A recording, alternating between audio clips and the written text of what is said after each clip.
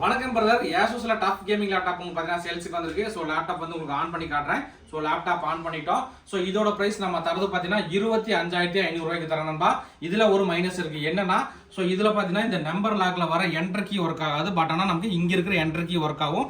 அதே மாதிரி இந்த விண்டோஸ் பட்டன் ஒர்க் ஆகுது. இந்த ரெண்டு பட்டன் மட்டும் ஒர்க் ஆகாது. நீங்க இதுக்கு வந்து எக்ஸ்டர்னலா வந்து வயர்லெஸ் கீபோர்டோ இல்ல வந்து ஒயர்டு கீபோர்டோ போட்டு யூஸ் பண்ணிக்கலாம். மற்றபடி லேப்டாப் நல்ல கண்டிஷனுங்க. ஸோ அந்த மைனஸ் இருக்கிறங்காட்டி இந்த லேப்டாப்பை நம்ம என்ன ரேட்டுக்கு தரோம்னா 25,500 தரணும்பா. இதுல ஒரே குவான்டிட்டி தான் இருக்கு. ஸோ அதனால நண்பர்கள் எந்த அளவுக்கு குயிக்கா புக் பண்ண முடியுமோ பண்ணிக்கலாம். ப்ராசர் பார்த்தீங்கன்னா நமக்கு i7-8 ஜெனரேஷன் வந்திருக்கு. 4 GB NVIDIA 1050 Ti கிராபிக்ஸ் கார்டோட வந்திருக்கு.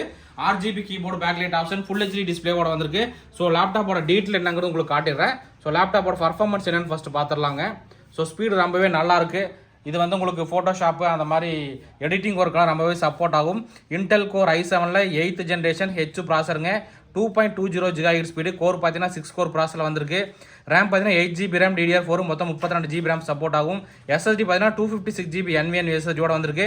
முக்கியமாக பார்த்தீங்கன்னா NVIDIA GeForce GTX 1050 Tiல பார்த்தீங்கன்னா டெடிகேட்டட் கிராபிக்ஸ் கார்டே பார்த்தீங்கன்னா 4 GB வந்திருக்கு. ஸோ இந்த லேப்டாப் நல்ல ரேட்டு தான்பா. இதோட பிரைஸ் நம்ம தரது 25,500. இதுல மைனஸ்னு பார்த்தீங்கன்னா இந்த என்டர் பட்டன் ஒர்க் ஆகாது, இந்த விண்டோஸ் பட்டன் ஒர்க் ஆகுது. பட் ஆனால் இந்த என்டர் பட்டன் ஒர்க் ஆகும். இதோட பிரைஸ் நம்ம தரது 25,500. ஓகே நண்பா, தேங்க்யூ.